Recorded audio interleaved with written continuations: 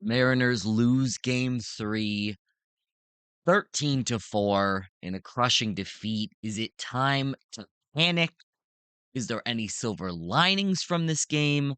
And what can we expect for game 4? I'm going to cover it all on this episode. Hi, everyone. Welcome to Mariners Daily, the podcast for the thinking Mariners fan. I'm Sam Edwards, your host. Thanks so much for joining me on this episode. It's going to be a sad episode, and it might be shorter than normal. Uh, I I can ramble sometimes, so listen. Maybe I shouldn't say it's going to be shorter than normal. Who knows? Here I go rambling. Let's get into the game recap here. Like I said, losing 13-4 versus the Blue Jays. This was a reality check for the Mariners here. Going back to Seattle, we felt I was flying pretty high, man. I mean, I was trying to preach, let's preach some hesitancy here and let's relax a little bit. And it looks like we needed to. Kirby got roughed up, man. Kirby gave up 8 hits over 4 innings, 8 earned runs, 2 walks, 4 strikeouts, and 3 home runs. The stuff was not working, and the Blue Jays offense finally woke up. It's not great. It's not great, man. It's not great. We throw Vargas out there. He gives up 2 runs over an inning pitched. Ferguson pitches 2 innings, 2 earned runs given up, and then we throw in Luke Jackson for 2 innings. It's just, just throwing stuff at the wall, just like try and keep us in the game, but also we're kind of giving up at that point. 8 runs in, we're down 8-2 at the time. Like it's just not happening. It's not happening this game, and we're accepting it, which I'm fine with. Listen, it's a rough loss, okay? Very rough loss. And it sucks to see Kirby falter like this, man. I really thought a bad Kirby start would have been worst case scenario. I would have said like 5 innings, 4 earned runs, maybe. Just getting a little bit, giving up some hard contact. But this one, man, 4 innings, 8 hits, 8 earned runs. I did not expect this from Kirby. And I honestly don't blame him too much. I more just blame the Blue Jays offense. It's the Blue Jays offense that's to blame here. And they are the reason why you're allowed to panic, in my opinion. You're allowed to maybe not panic, but listen, they're not ice cold. They're not going out without a fight. And I said this yesterday, they're a good team. They're still a good team. I think I said this on Tuesday as well. They're a good team. They're a really good team. There's a reason they're there. And we saw them versus the Yankees. At least I did. I saw them versus the Yankees, and they proved that they're really good on offense. Their pitching is not great, but it's enough to keep them in the game, and their offense is just so freaking good.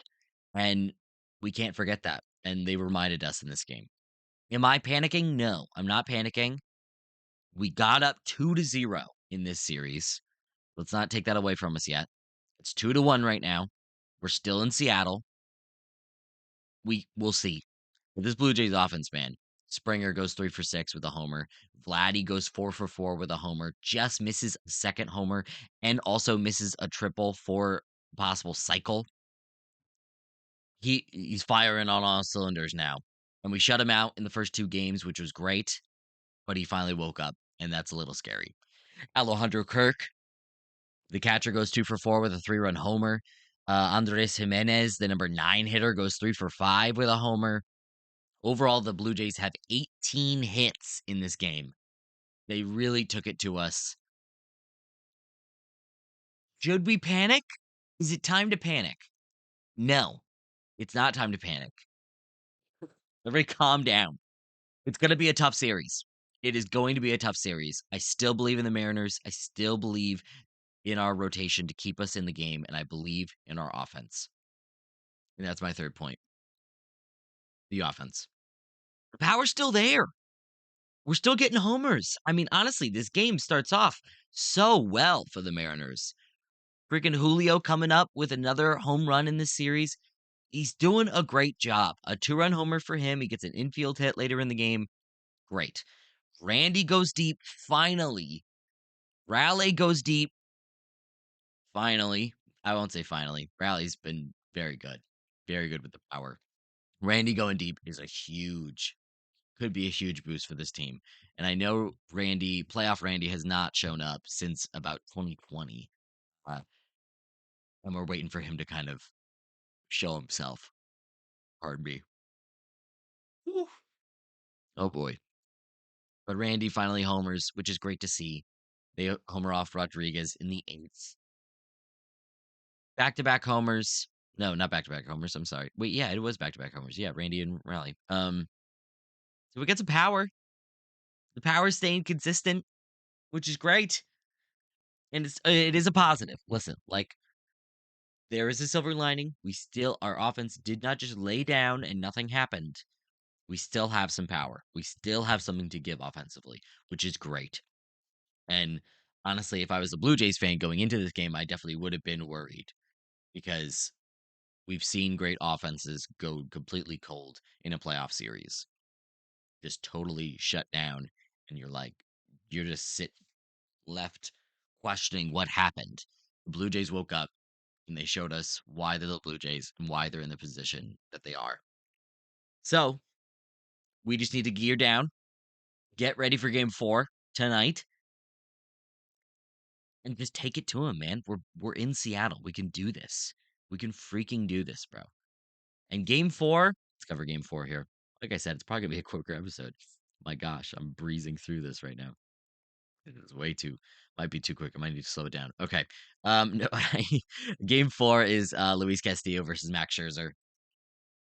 Scherzer this season has not been good at all. So I didn't even mention Bieber in last night's start. He pitched fantastic. He pitched very well. 6 innings pitched for him, 4 hits, 2 earned runs, 1 walk, 8 strikeouts for Bieber. I did not see that coming. I really thought we were going to rough him up a little bit more and get him out of the game pretty early. So that sucks. That sucks. It's not great. And now we got Scherzer. Scherzer has definitely been worse than Bieber has been. I was pointing out in yesterday's episode a lot of the holes in Bieber's repertoire. His fastball not being great, his other pitches just not giving up some hard contact. Scherzer, I would say, is kind of similar. He's not a kitchen sink guy. He throws 4 pitches: fastball, slider, changeup, curveball. The fastball, he throws a lot still. He still trusts the fastball. Overall, 85 innings pitched this season, 22.9 K percentage, 2.01 home runs per 9. So home runs galore. 5.19 ERA and a 4.99 FIP for independent pitching. He has not been good this season, and he hasn't been good for a little while, Scherzer. He is not the Max Scherzer that you remember. We haven't faced him since a year ago, and we did beat him up. And that started, I believe it was September 24th of 2024. So I'm not scared of Scherzer. I'm a little worried about Luis Castillo. Yes, he is better at home, but versus the Blue Jays this season, he has 2 starts and overall 10 innings pitched versus the Blue Jays this season, 17 hits given up, 8 earned runs, 8 strikeouts. Makes me a little worried. Little worried for game 4. Yeah, I'm a little bit, yeah. It is what it is. I still believe Castillo can have a good start.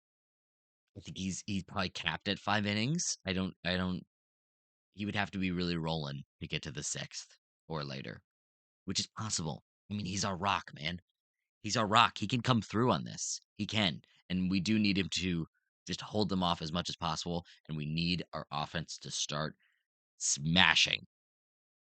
We need the offense. Instead of Castillo stopping the bleeding, I think he's just going to hold off the bleeding a little bit because I do believe this Blue Jays offense is an offense to be reckoned with. So I don't think Castillo is going to have a great start. But I think the way that we win this is through our bullpen shutting it down, which they have shown us that they can do, and our offense Offense needs to be hitting Scherzer early and often. We got to get off to a quick start. Got to. Little mouthwash. Wash that dirty feeling from last night and get back out there. Smash some home runs, baby. And we've seen the power be consistent. We've seen the power. We've seen them be able to piece hits together. We've seen Naylor just going and going and going, stealing second, doing a great job. We've seen Julio, Randy with the speed. They can get it done. And Riley's not laying down either. We can get this done. And obviously, Jorge Polanco, the stud, the clutch man from these games, from the playoffs so far. This offense is good enough, and we need to pounce on Scherzer. Scherzer, like I said, Scherzer's four seam. It looks like it got fairly lucky if you're looking at expected WOBA versus his WOBA on his fastball. His curveball is the pitch I want you to look for. The curveball is getting crushed. And if you look at where he's throwing it, it looks like freaking middle, bro. It looks like he's throwing curveballs for get me over strikes. And people are crushing it. And I want to see that. I want to see Raleigh with a little hanging curveball, extra base hit for sure. Watch for Scherzer's curveball. That's the thing I would say. And then obviously with Castillo, it's the four seam command, and then it's the slider off of it. Is he throwing strikes? Is he getting swings and misses?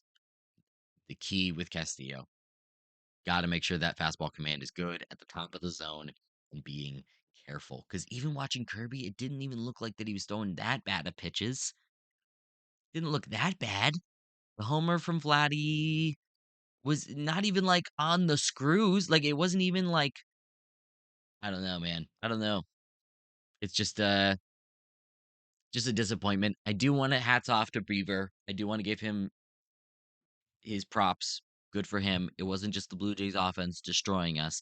Bieber did do a great job. 6 innings, pitched 8 Ks. Good enough. Whatever. We still get the Julio 2-run homer. And if Kirby's locked in, he keeps us in that game, and then we go to the bullpen, we could get that done. And I know that means probably Rodriguez wouldn't be in the game, so we maybe wouldn't get those 2 home runs from Randy and Raleigh in the 8th. But it means our offense is still rolling. We're still okay. Obviously, we only put up 4 runs, so it's not the best. We're still bleeding. We're still bleeding, but we're still up 2-1, and we're still in Seattle. And as long as we're in Seattle, anything can happen, man. Anything can happen. This fan base is going to rally, and this offense will rally. We're not going down. We're not going down this quick. It's not time to panic. Let's calm down, take a breath, go into game 4. We're going to be fine. We're going to be fine. Thanks so much for listening, guys. Thanks so much for watching. I really appreciate it. If you guys enjoy this show, please subscribe. Let me know how you're feeling. Do you feel like it's time to panic? Do you feel like we need to panic now? Let me know in the comments. Let me know because I want to hear you. I want to hear what you have to say. All right, guys. I'll see you back tomorrow, Friday. See how game 4 goes. Keep the fingers crossed. Keep chanting for the team. Have a good one.